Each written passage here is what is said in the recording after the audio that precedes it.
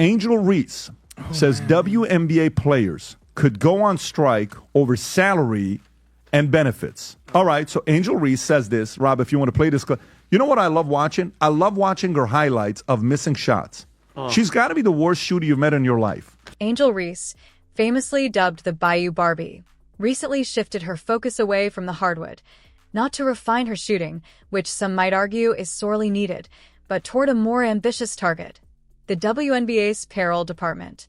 In a bold, almost audacious move, she seemingly positioned herself as deserving of a substantial salary increase, a demand that might have carried more weight if her on-court contributions mirrored those of true game-changers in the league.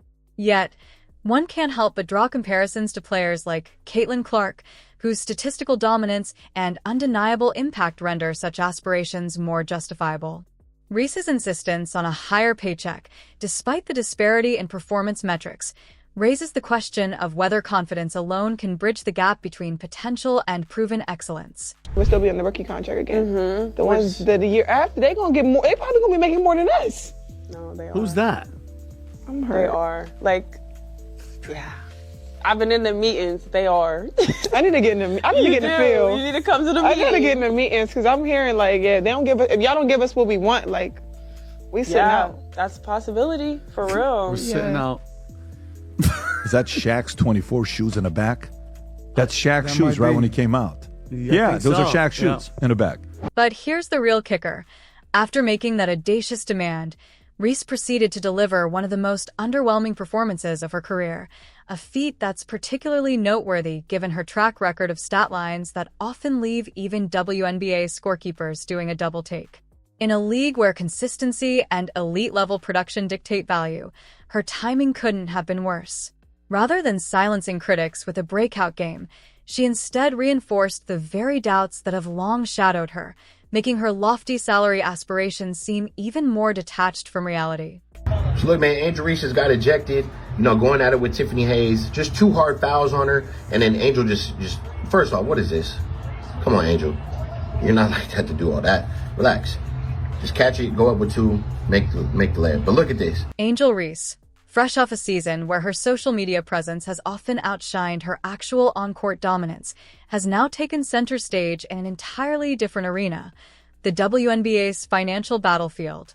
Rather than letting her game do the talking, Reese has reportedly demanded a significant salary increase, and not just a modest bump, but millions. Yes, millions of dollars in the WNBA, a league where even top-tier players don't see NBA-level paychecks. One has to wonder if Reese momentarily forgot that WNBA salaries don't miraculously skyrocket just because someone has a strong social media following. Reese has been particularly vocal about the league's pay structure, shedding light on her $74,000 annual salary and expressing frustration that it doesn't even cover her rent. In a candid Instagram Live session, she boldly declared, "I just hope you know that the WNBA doesn't pay my bills at all. I don't even think they pay one of my bills."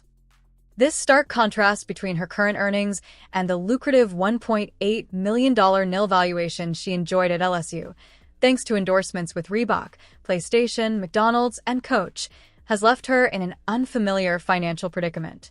Despite signing a 4-year rookie deal worth $324,000, with $74,000 due next season, Reese seems to believe that her value far exceeds what the league is willing to pay.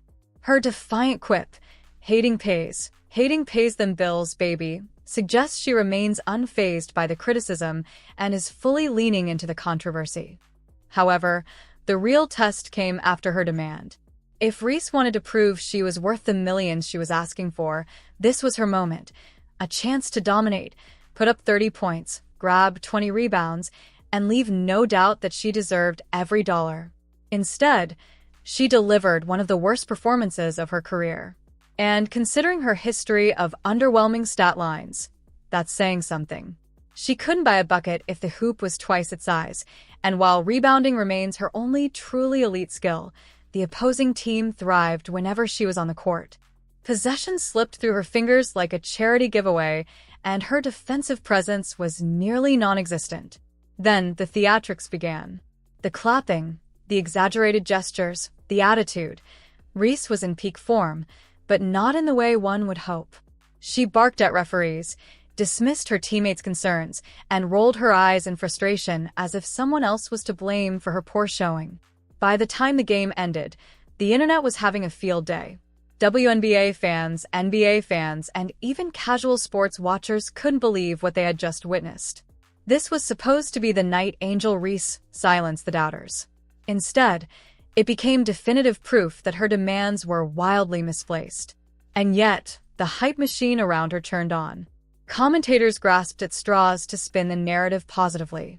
"She's showing great effort," they claimed. "That's a tough miss, but she'll get it next time." But how many next times does she need? There's a fine line between perseverance and blindly repeating the same mistakes, expecting different results.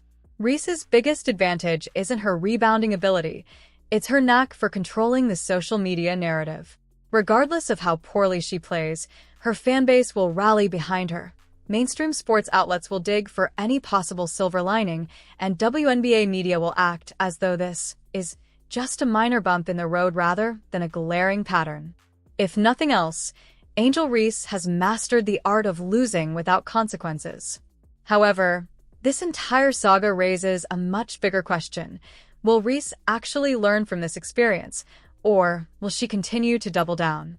Will she look in the mirror and recognize the flaws in her game, or will she once again blame the referees, her teammates, and external factors? Because if she genuinely wants to see the kind of money she's demanding, she's going to have to earn it. And right now, she's proving that she's nowhere close. If you ever wanted to know how to put on a basketball disaster class and still receive applause, look no further than Angel Reese's latest performance. It wasn't just bad, it was a step-by-step guide on how to fail spectacularly while convincing people you're still a star. You'd think that someone of Reese's size and supposed dominance in the paint would at least be able to convert layups, right? Wrong. Time after time, she found herself in prime position near the hoop, took her signature awkward steps, and proceeded to brick shot after shot as if she were actively testing the durability of the backboard. And yet, the crowd still clapped, reacting as if she had just executed a highlight-worthy post move rather than failing a routine finish. This might be the most remarkable aspect of Reese's game, her ability to sustain an inflated perception of her talent while players with a fraction of her hype and endorsement deals outperform her consistently.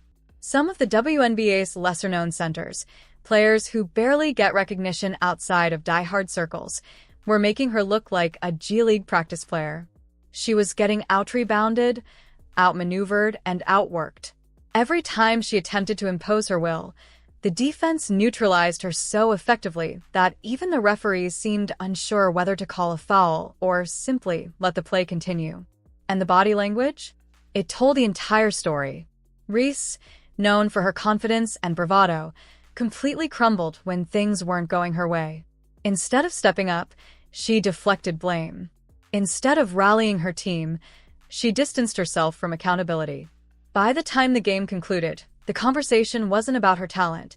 It was about her attitude, her inefficiency, and whether she would ever truly evolve as a player. The reality is this: Angel Reese is not the superstar she believes she is. So how did this false confidence take root despite the stats screaming otherwise? Simple. She's trapped in an echo chamber.